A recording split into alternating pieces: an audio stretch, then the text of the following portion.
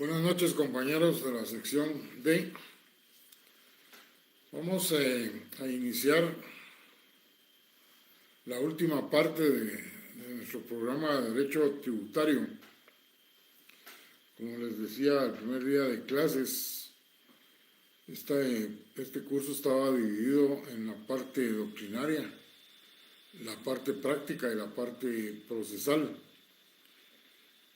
Casi hemos concluido el programa, pues ya vimos todo lo referente a la doctrina en lo que se refiere a todos los puntos del programa, y también vimos la parte práctica de las leyes más importantes.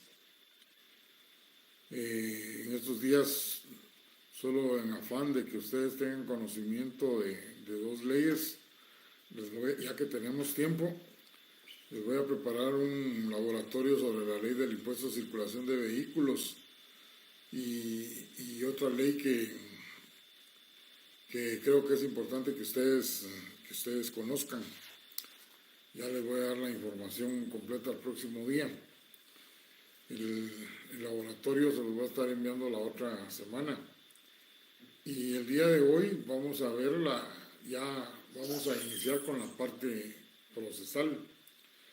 Lo único es que hoy vamos a ver la parte doctrinaria de los dos procesos que se dan dentro del campo tributario.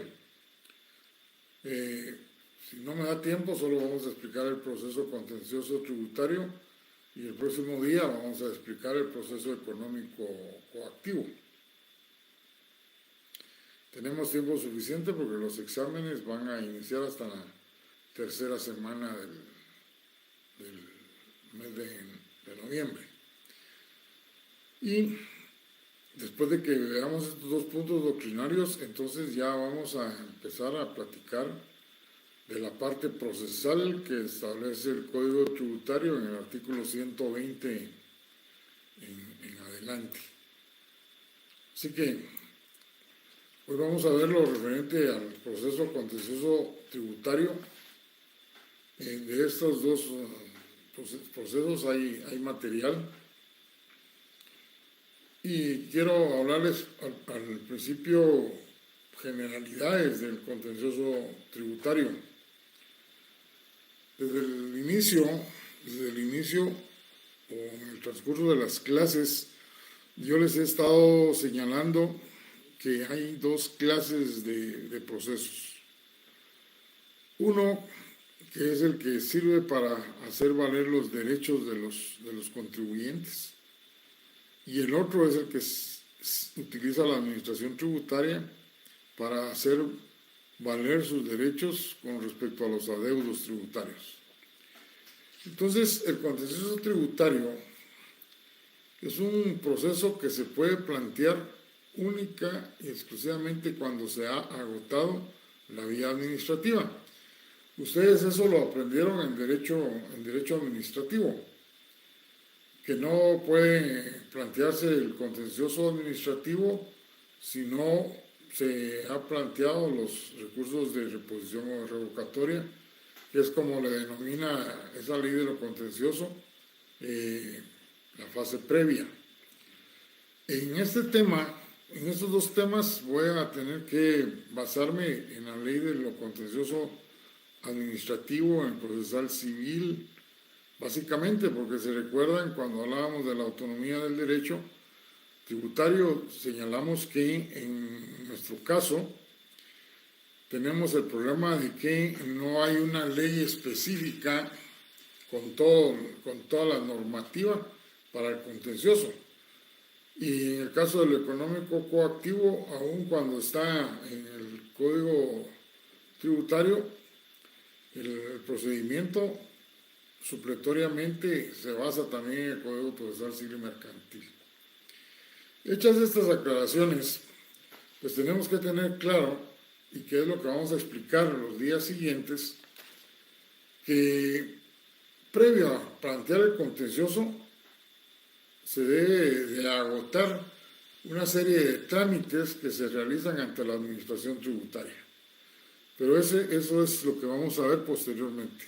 Hoy lo que tienen que tener claro es que para interponer el contencioso tributario, porque es como le vamos a denominar, porque estamos dentro de nuestra materia de derecho tributario, aun cuando se base en la ley de lo contencioso administrativo, vamos a denominarle contencioso tributario.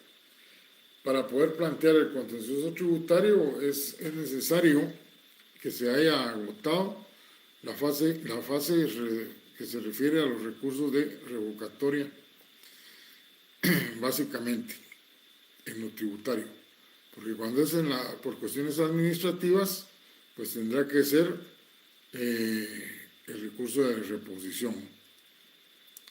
Ahora, ¿por qué es que se ha creado ese proceso donde es el órgano jurisdiccional el que va a tomar la decisión respecto a lo que se viene litigando con la administración tributaria? Cuando nosotros estamos frente a un ajuste de la administración tributaria o derivado de una fiscalización, o sencillamente porque hay un cruce de información y aparece que nuestras declaraciones no están correctas, la administración tributaria aquí está actuando en base a una facultad de poder que le otorga el Código Tributario. Es ella la que va a exigirnos a nosotros que le presentemos documentación para fiscalizar, para revisar. ¿Se recuerdan cuando hablábamos de la determinación por parte de los contribuyentes? Yo les señalaba que en el caso del IVA y el impuesto sobre la renta, es el sujeto pasivo el que determina el monto del impuesto a pagar. Y es una facultad entonces de la administración a posteriori hacer las revisiones, las fiscalizaciones que considere convenientes o requerirnos de información si fuera el caso. Ante esta situación nosotros lo único que nos queda es cumplir. Porque recuérdense que si no accedemos a los requerimientos que nos plantea la administración tributaria, pues nos pondríamos en una posición que el Código Tributario llama resistencia a la acción fiscalizadora. Entonces no podemos resistirnos a las exigencias que hace la administración tributaria. O sea, está ejerciendo el poder que le otorga el Código Tributario. Está cumpliendo con las facultades que se le otorgan como sujeto activo de la relación jurídico-tributaria. Pero dentro de toda esa actividad que realiza la administración tributaria, se pueden cometer errores o abusos, o se pueden estar violando normas legales. Y si una vez que se ha agotado toda esa discusión con la administración tributaria, donde ella está en una posición de sujeto activo, y al final confirma su punto de vista legal, pues sencillamente nosotros, los sujetos pasivos, no nos podemos quedar ante esa resolución si estamos conscientes de que nos asiste el derecho. Y como consecuencia de ello, entonces, nosotros vamos a recurrir a los órganos jurisdiccionales, vamos a recurrir a las salas de lo contencioso administrativo, porque así es como se les denomina aquí en Guatemala. No hay una sala que se le denomine sala de lo contencioso tributario. Lo que sí hay es que hay 2 o 3 salas de lo contencioso que conocen exclusivamente recursos de lo contencioso tributario. pero el nombre sigue siendo administrativo. ¿Qué es lo que sucede en el momento en que nosotros estamos recurriendo ante el órgano jurisdiccional? Pues lo que va a suceder en ese preciso momento es que tanto la administración tributaria como el sujeto pasivo están en igualdad de circunstancias. Ya la administración tributaria no puede actuar en el ejercicio del poder que le otorga el Código Tributario, sino llega como un sujeto más, como una parte dentro del litigio que se está iniciando. O sea, están en igualdad de circunstancias. El sujeto pasivo, que puede ser los contribuyentes o los responsables, van a ir ante el órgano jurisdiccional, ante los magistrados, a plantearles su punto de vista y a señalar por qué es que la administración tributaria no tiene razón.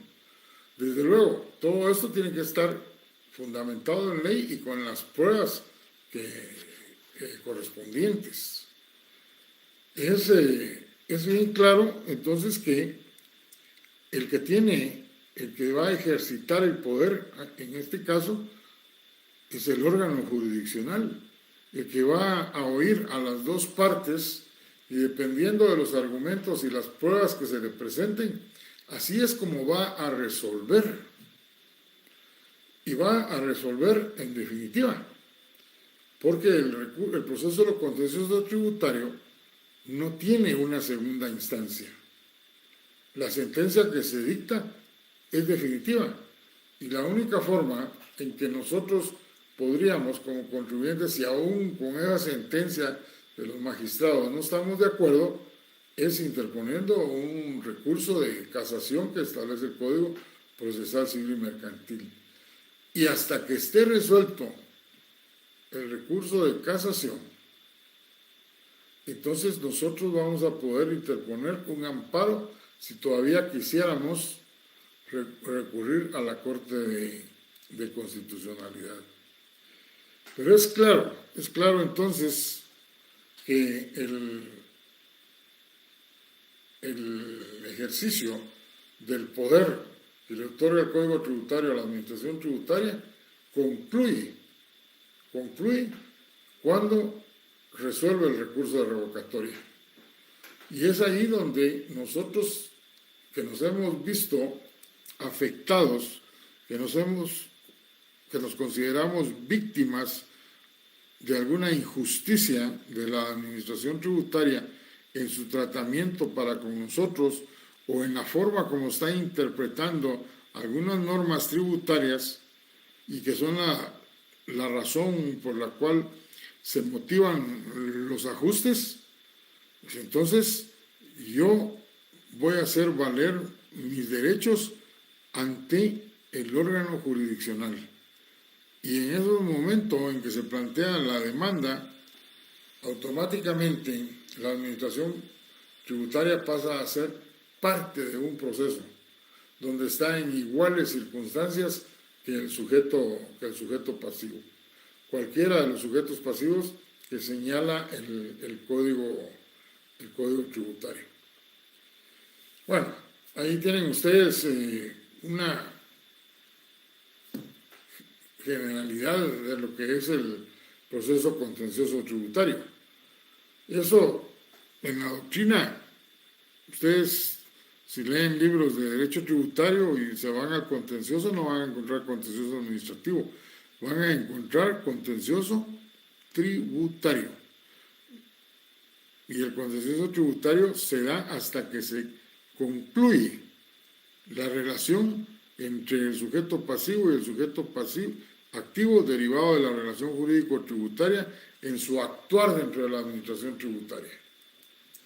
¿Cómo podemos definir el proceso contencioso tributario? Bueno, existen varias definiciones en el material, las van a encontrar. Pero una sencilla dice: conjunto de controversias relativas a los tributos que suscite la actividad de la administración tributaria. Yo diría que es un conjunto de normas jurídicas mediante las cuales se resuelven las controversias que afectan los sujetos pasivos de la relación jurídico-tributaria derivados de la relación jurídico-tributaria que establece una obligación.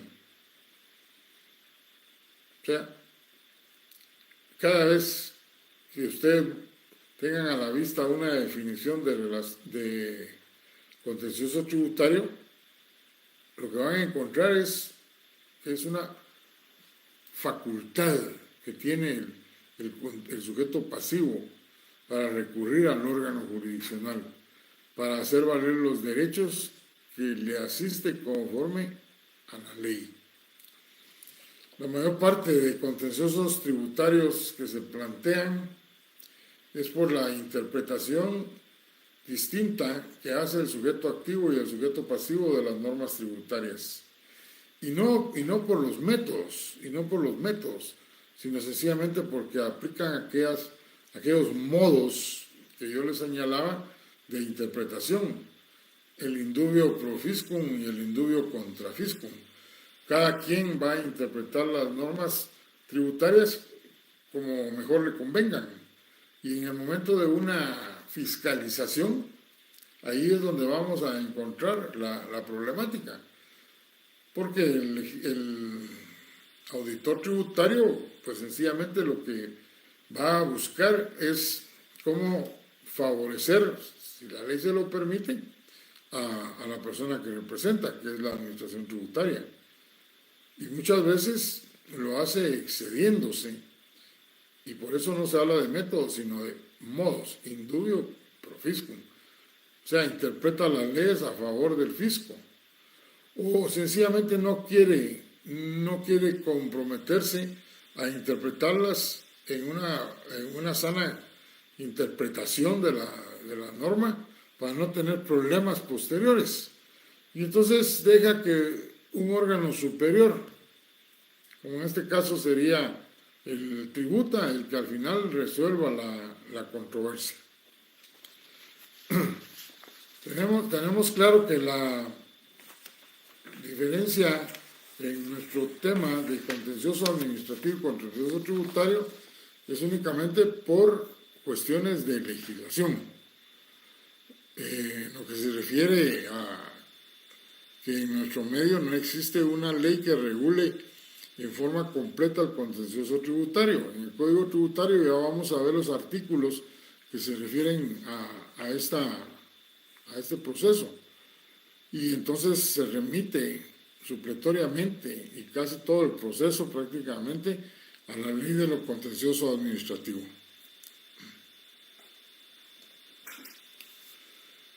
Entonces, cuando hablamos de qué carácter tiene el proceso contencioso tributario, pues el carácter que tiene es que la administración ocupa un lugar preeminente de poder público para transformarse posteriormente en parte en un proceso donde ya hay paridad, ya hay igualdad de los dos sujetos que participan. No hay subordinación del sujeto pasivo al sujeto activo, que sería la administración tributaria. Ya no se puede hablar de resistencia a la acción fiscalizadora, porque ya todo el tema está puesto sobre la mesa. Aquí ambos van a tener una subordinación, pero ante la autoridad jurisdiccional. Es el órgano jurisdiccional el que va a apreciar las pruebas, va a analizar las manifestaciones que por escrito ha hecho el sujeto pasivo y lo que ha contestado en la demanda el sujeto pasivo, el activo. Y ante las distintas manifestaciones de estos dos sujetos y las pruebas que presenten, pues va a emitir la sentencia que en derecho corresponde.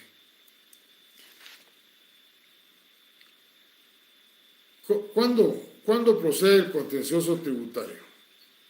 El contencioso tributario solo procede en dos casos. Uno, cuando se agota la vía administrativa. Y en materia tributaria va a ser cuando se resuelve el recurso de revocatoria. Como se ha resuelto en forma desfavorable a favor del contribuyente, entonces este tiene la capacidad legal para recurrir al órgano jurisdiccional. O sea, pero tiene que agotarse esa parte, que es lo que vamos a explicar en los próximos días, hasta llegar a la resolución por parte del Tribunal Administrativo Tributario y Aduanero, en que dicta su resolución en el cual declara sin lugar el recurso de revocatoria que se planteó anteriormente. O sea, ese es el primer caso. El segundo caso es cuando la administración tributaria se le ha planteado el recurso de revocatoria pero no lo resuelve. Y el sujeto pasivo le interesa que sea resuelto. La experiencia es que en la mayoría de los casos, ningún contribuyente va a hacer efectivo lo que el Código Tributario señala como silencio administrativo. ¿Por qué no lo va a hacer efectivo ningún contribuyente?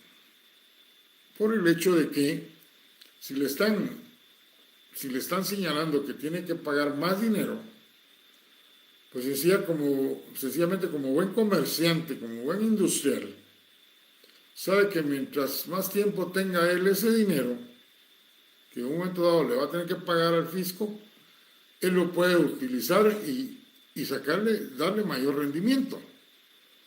Entonces no le importa que la administración tributaria se pase del tiempo que la ley le señala para resolver. Recuerden ustedes que el silencio administrativo prácticamente establece que si en 30 días no se resuelve por el órgano correspondiente, entonces se da el silencio administrativo, se tiene por resuelto desfavorablemente para poder seguir la siguiente etapa.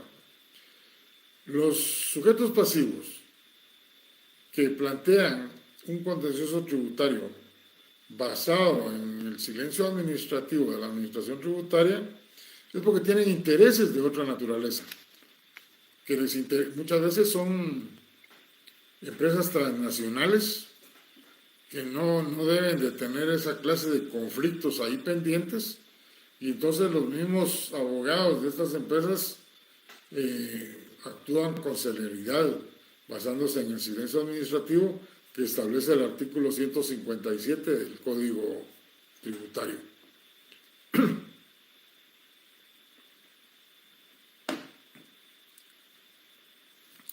Esos son los únicos dos casos en que vamos a poder interponer el contencioso tributario, porque se agotó la vía administrativa o porque se dio el silencio administrativo, así en concreto. Una pregunta de examen es esa.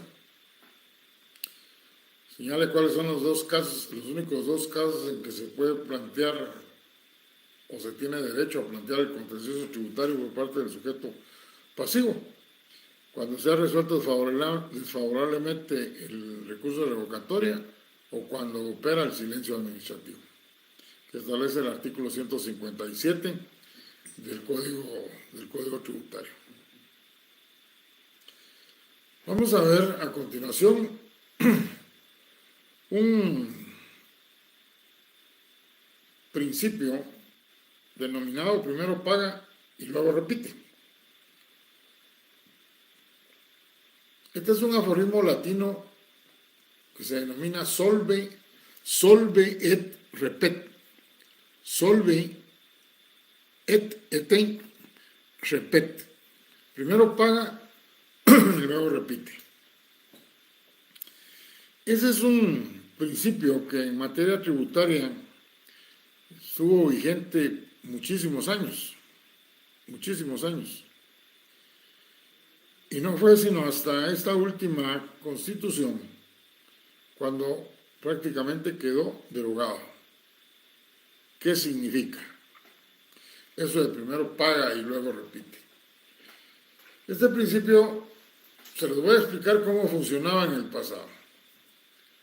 Significaba que cuando alguien o un sujeto pasivo no estaba de acuerdo con lo que la administración tributaria le estaba señalando en un ajuste y que debía de pagar, entonces, para poder interponer el recurso de revocatoria,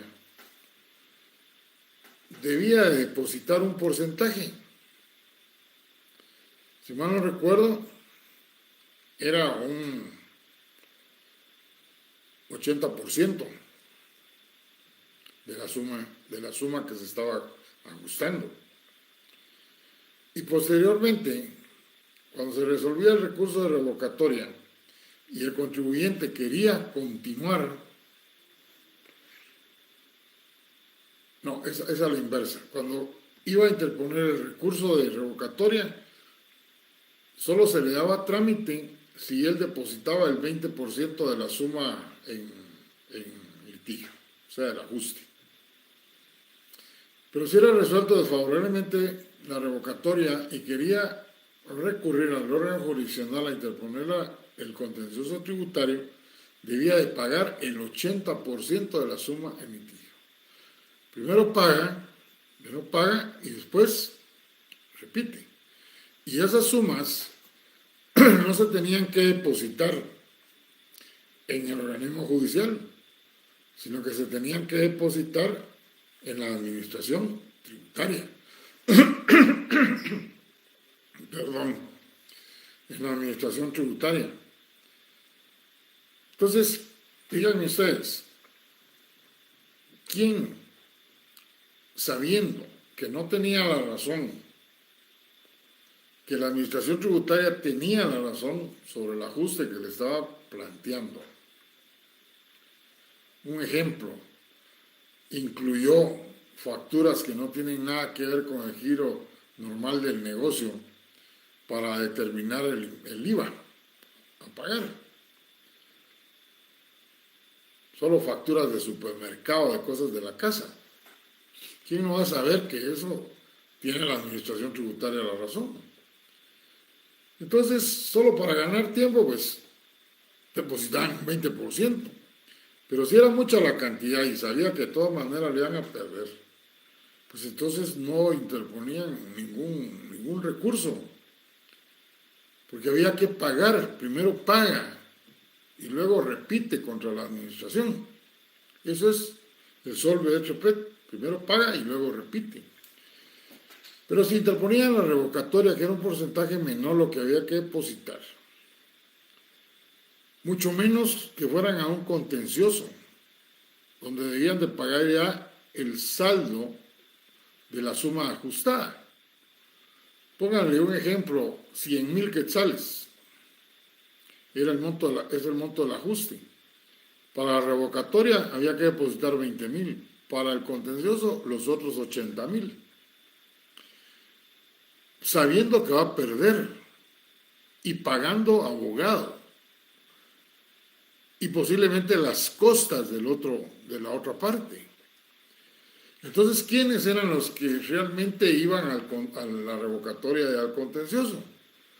Pues solo aquellos sujetos pasivos que estaban plenamente seguros que la administración tributaria no tenía la razón, que estaba cometiendo una injusticia, un error de interpretación.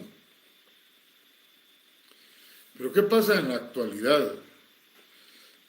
En la actualidad nos encontramos con que la actual Constitución, en el artículo 28 y 221, prohibió esa figura del solve de Chopet.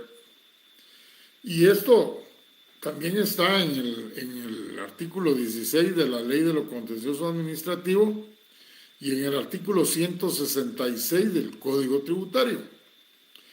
Entonces, como ahora no hay nada que depositar para realizar una acción de revocatoria o de contencioso, pues cualquier contribuyente plantea una oposición ante la administración tributaria con el propósito de ganar tiempo para no pagar una suma de dinero. Y si llega al contencioso, pues se tiene conocimiento que hay abogados que les pagan mensualmente una suma de dinero para llevar el contencioso y retrasarlo la mayor parte del tiempo que les sea posible. ¿Y cuál es el resultado de esa situación? Que todas aquellas horas hombre que la administración tributaria tuvo que pagar para llevar a cabo las fiscalizaciones se pierden.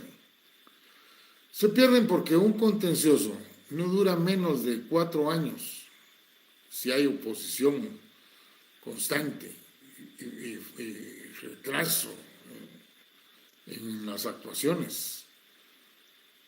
Y cuando finalmente termina todo el proceso del contencioso, incluyendo casación y amparos, y hasta ahí llega el contribuyente, hasta ese momento va a poder la administración tributaria cobrar.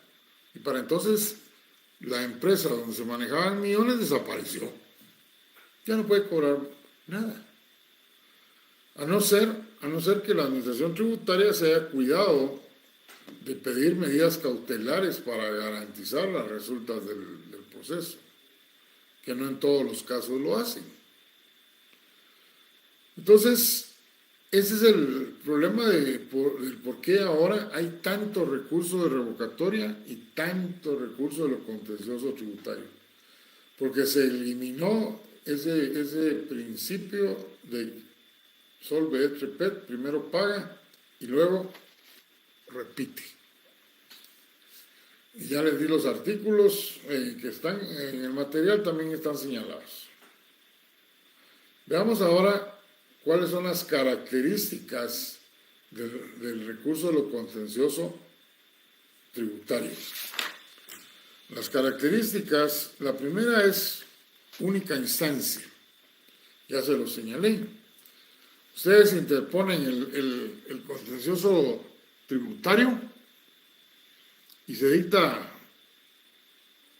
la sentencia, y ante esa sentencia únicamente procede el recurso de casación. Pero eso ya no es una segunda instancia.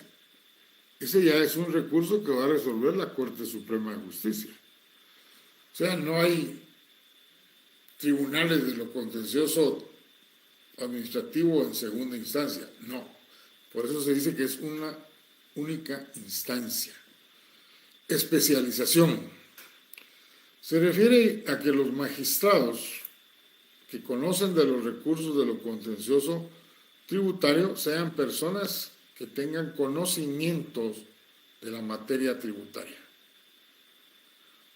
En muchos casos se han nombrado magistrados que prácticamente hasta cuando son nombrados en esas salas, pues tienen que buscar la manera de adquirir los conocimientos sobre todo lo que es la teoría general de la tributación, sobre las cuestiones que tienen que ver con contabilidad, para poder resolver esos recursos, para poder hacer sus ponencias al pleno de magistrados y resolver de la mejor forma posible y ecuánime los contenciosos tributarios que se plantean. Dice oficiosidad, se tramita de oficio. O sea, en las salas, aunque no hayan gestiones, este procedimiento debe impulsarse de oficio. Y eso lo van a encontrar ustedes también en el artículo 162, donde dice que Los contenciosos se promoverán e impulsarán a petición de parte, pero no procederá la caducidad en el trámite del recurso. O sea, tendría que ser de oficio. Si yo no gestiono, pues ellos van a resolver, pero yo tampoco puedo interponer la caducidad en ningún momento de que ellos no resuelvan. Ese es el caso concreto de nuestra legislación. En otros países esta figura o esta característica sí funciona, porque se le señala a los órganos jurisdiccionales la obligatoriedad de que deben de impulsarlos de oficio. Otra característica es la inexistencia de pago previo. Esta característica se refiere a que ya no se encuentra vigente el principio de solve et repet, que fue eliminado por mandato constitucional y como consecuencia incluido en la Ley de los Contenciosos Administrativos y el Código Tributario. Y la última, y no por eso la menos importante, todo lo contrario diría yo, la más importante, es indispensable la existencia de la fase previa administrativa tributaria. Es indispensable la fase previa administrativa tributaria.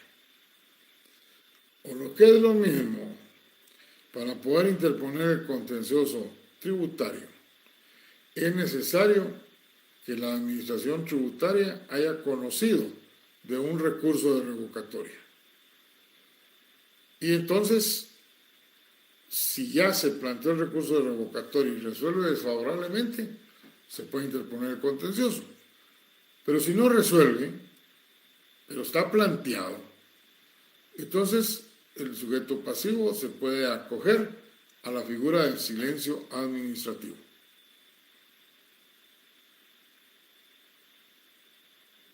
A eso se refiere que es indispensable la fase previa administrativo-tributaria. Y le llamo administrativo-tributaria porque se da dentro de la administración tributaria, esa fase previa, como lo vamos a ver en los próximos días. Bueno, no voy a tocar nada de lo que sí, más que contarles que el contencioso tributario se encuentra regulado en el Código Tributario del artículo 161 al 168, porque al 169 pues, se refiere al recurso de casación. Y lo importante del artículo 161 es que difiere con la Ley de los Contenciosos Administrativos con respecto al plazo en que se debe interponer. El contencioso tributario debe interponerse dentro de los 30 días contados a partir del día hábil siguiente a la fecha en que se hizo la última notificación del recurso de revocatoria o de reposición en su caso. Mientras que en la Ley de los Contenciosos Administrativos se refiere a 3 meses, ¿verdad? Luego, no se refiere a la prueba, no se refiere a la contestación de la demanda, porque sencillamente lo único que se refiere al proceso en estos artículos es el plazo para la interposición. De ahí todo lo demás, todo el demás proceso, hasta la sentencia, supletoriamente se aplica a la Ley de los Contenciosos Administrativos y el Código Procesal Civil y Mercantil, según el artículo 168 del Código Tributario.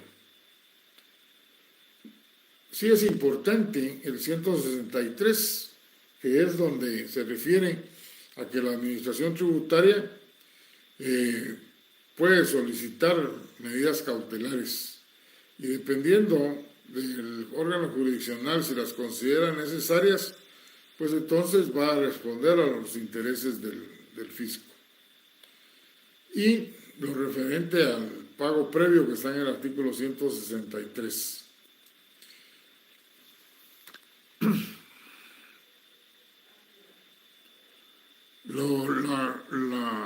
Artículo 165A, que se refiere al análisis que hace el órgano jurisdiccional y luego del análisis de las ponencias de ambas partes, entonces va a proceder a confirmar, modificar, revocar o anular la resolución recurrida. Y desde luego va a imponer costas siempre y cuando lo considere oportuno o sencillamente va a exonerarlos si se demuestra que litigaron de buena fe, que es como dicen en las sentencias. Bueno, esto es lo que tenemos en cuestión doctrinaria del recurso de lo contencioso tributario. Vamos a ver, nos quedan 40 minutos, entonces me da tiempo para explicar la parte doctrinaria del económico coactivo.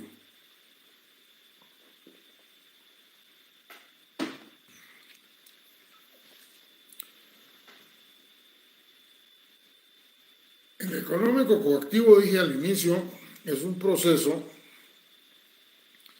en el que al que se va a recurrir por parte de la administración tributaria cuando el sujeto pasivo no cumplió con la obligación tributaria resultante de aquella relación jurídico-tributaria por la existencia de un impuesto, al cual resultó obligado al pago un determinado personaje que se le llama destinatario legal tributario.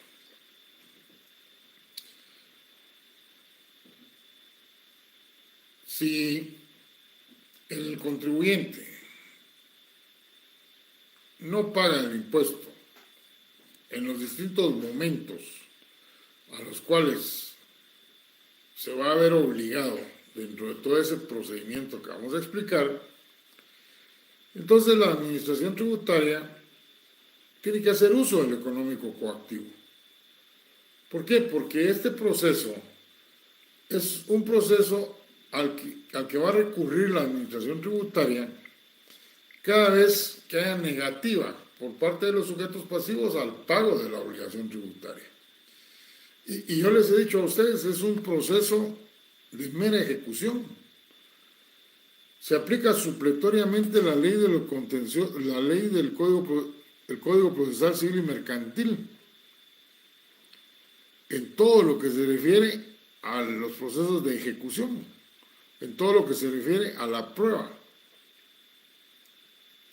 Y entonces nos encontramos con que la administración tributaria, cuando interpone el económico coactivo, en su demanda de una vez puede señalar cuáles son los bienes que quiere que se embarguen: depósitos monetarios, intervenciones, embargo de cuentas de salarios, embargo de vehículos, de acciones, de bienes muebles que pueda identificar plenamente. Supónganse ustedes que es una demanda económico coactiva por una deuda de UCI. Pues hasta tiene los datos registrales de los inmuebles para pedir que se trabe embargo sobre esos bienes. Y tiene derecho a trabar embargos precautorios, que el contribuyente se va a dar cuenta que están embargados sus bienes hasta que le notifiquen la demanda y le requieran de pago. Y digo notifiquen y requieran de pago porque es parte de los procesos de ejecución. El económico coactivo es un proceso de mera ejecución, con todas las disposiciones coercitivas que este proceso tiene.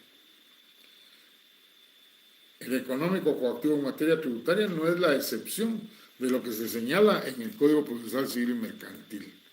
O sea, con él la administración tributaria se va a asegurar el pago de un impuesto que ha sido debidamente requerido y que ha quedado firme el requerimiento.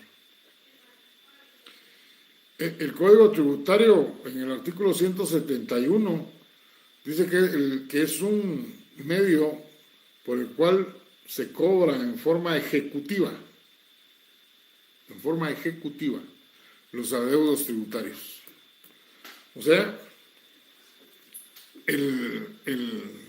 la administración tributaria va a iniciar este procedimiento donde puede pedir las medidas precautorias que considere convenientes para asegurar las resultas del proceso, y el contribuyente se va a dar cuenta hasta cuándo tenga en sus manos la notificación de la demanda y el requerimiento de pago. Desde luego, los títulos ejecutivos que se utilizan son diferentes. En el Código Procesal Civil y Mercantil está claramente cuáles son los títulos ejecutivos, pero esos no tienen aplicación exacta, porque el Código Tributario señala cuáles son sus títulos ejecutivos en el artículo 172. Esos, por favor, los leen. Por ejemplo, la copia certificada de un convenio o la certificación de una resolución donde se determinó el monto de un tributo con sus recargos y multas, entre otros. Y se podría decir que habría un símil con el Código Procesal Civil y Mercantil en lo que establece el artículo 172 con su numeral 4, donde dice toda clase de documentos referente a deudas tributarias que por disposiciones legales tengan fuerza ejecutiva. Ahí es donde podría amarrarse los títulos señalados, regulados en el Código Procesal Civil y Mercantil.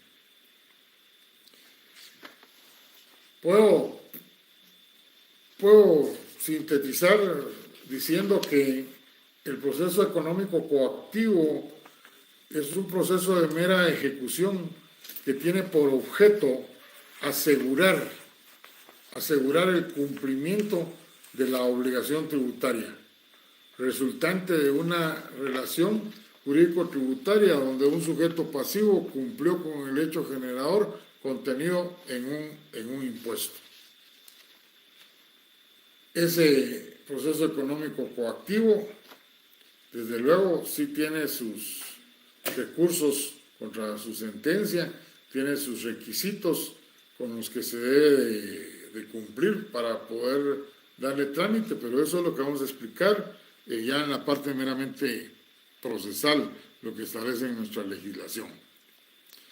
Tiene tres características el económico coactivo.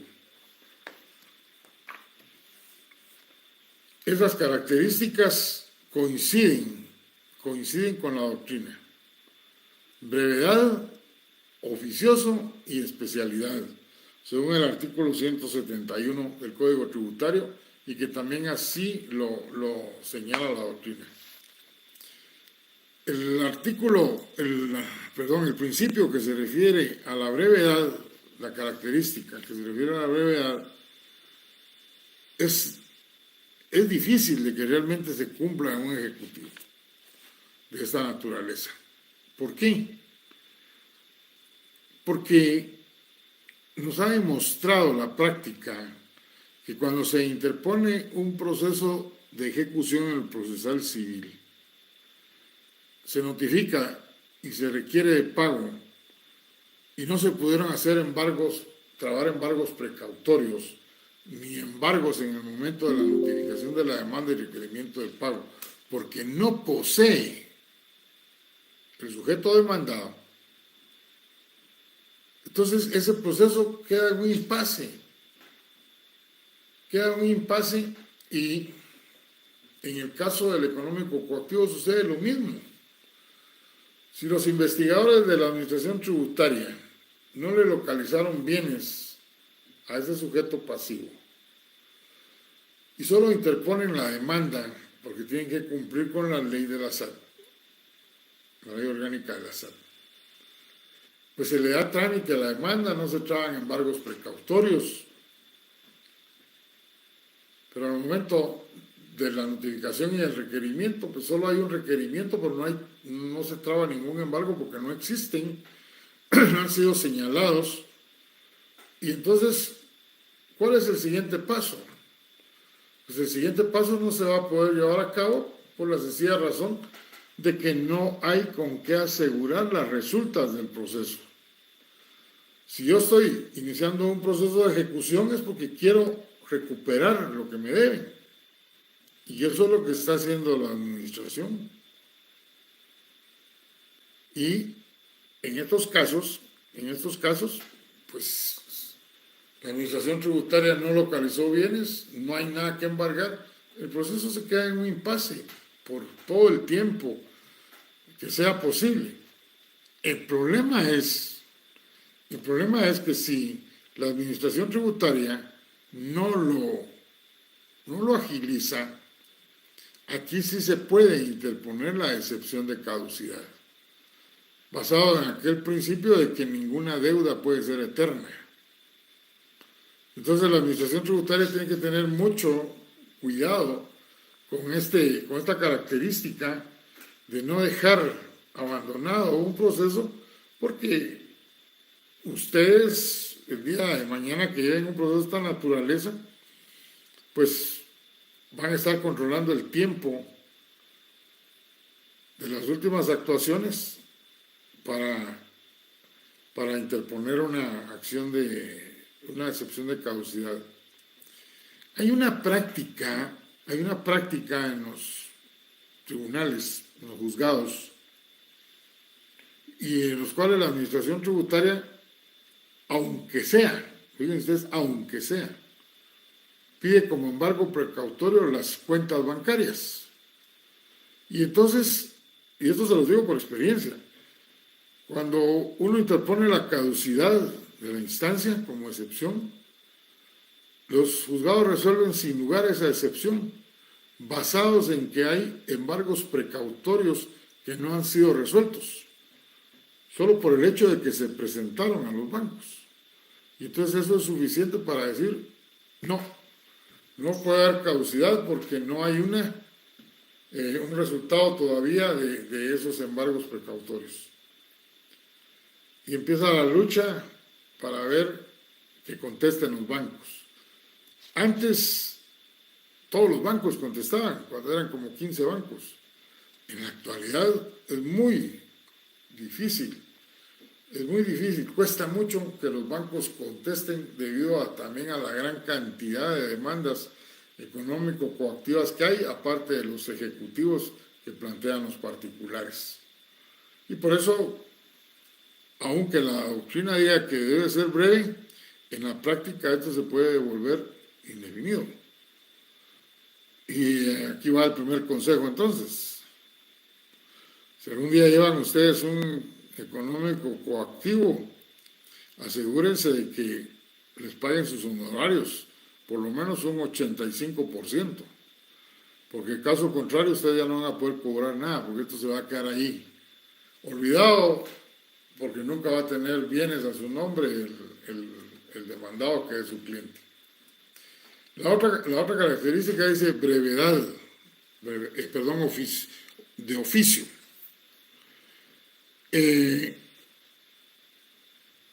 Entendemos por oficio que los juzgados deben actuar sin necesidad de requerimiento de parte.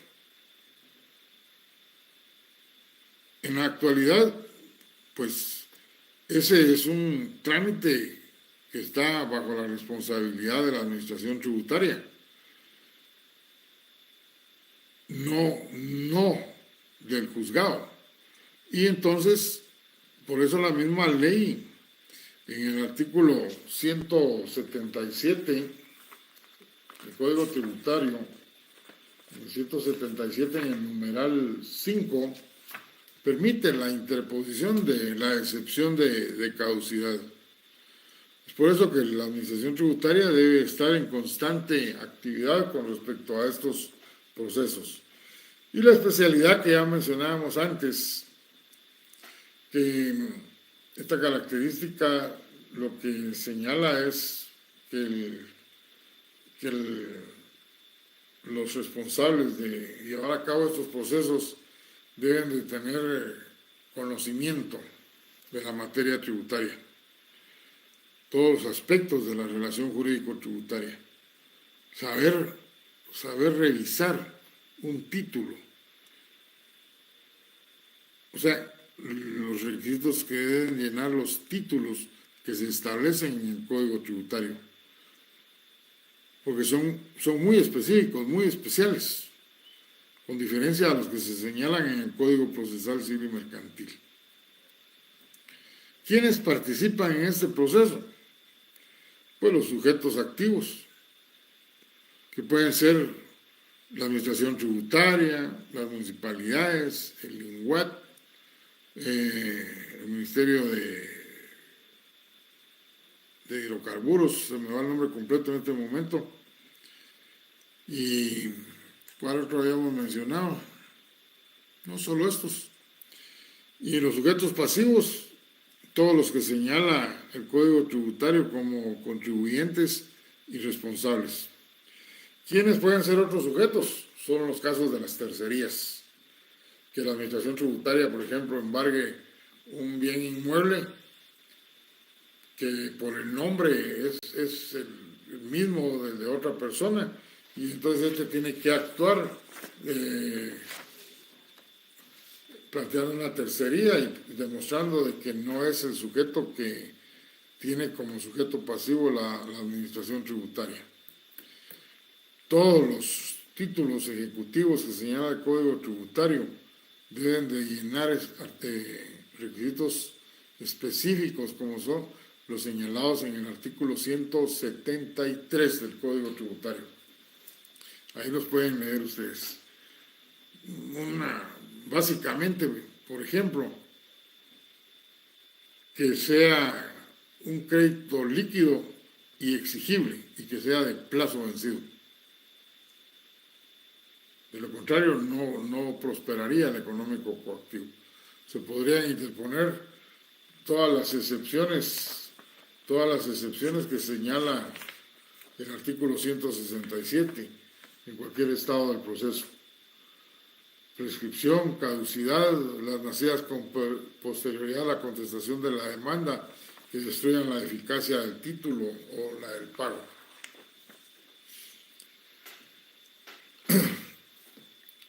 Los títulos ejecutivos entonces deben de tener 3 aspectos básicos e indispensables: certeza, o sea, datos exactos, cantidades exactas y verídicas, que la cantidad debe ser líquida por el monto, que el monto sea, que no haya lugar a dudas sobre el monto que se está reclamando, y que la cantidad debe ser exigible. O sea, debe ser pura, simple, de plazo vencido, sin condiciones de ninguna naturaleza. Esos son los requisitos generales que debe tener los títulos ejecutivos dentro del proceso económico coactivo. Bueno, esto es lo referente a la cuestión doctrinaria del proceso contencioso tributario y el económico coactivo. La próxima semana les mando de una vez el material y el próximo lunes entonces vamos a empezar ya a ver cómo inicia todo este proceso. Entonces les voy a rogar a ustedes que de una vez tengan a la mano sus 3 hojas de papel bond, su lapicero, para que vayan haciendo unos cuadritos que antes los hacían en la pizarra, pero hoy Vamos a tratar de ver cómo nos comunicamos para que ustedes los vayan haciendo y así darles paso a paso desde que empieza la determinación tributaria, la rectificación, el ajuste, hasta llegar al contencioso tributario o al económico coactivo. Y ustedes se van a dar cuenta que es un proceso que sí lleva su tiempo y que sí tiene muchos plazos. En el examen final hay una serie de 10 puntos en los cuales yo pregunto mucho sobre esta parte procesal. Pregunto,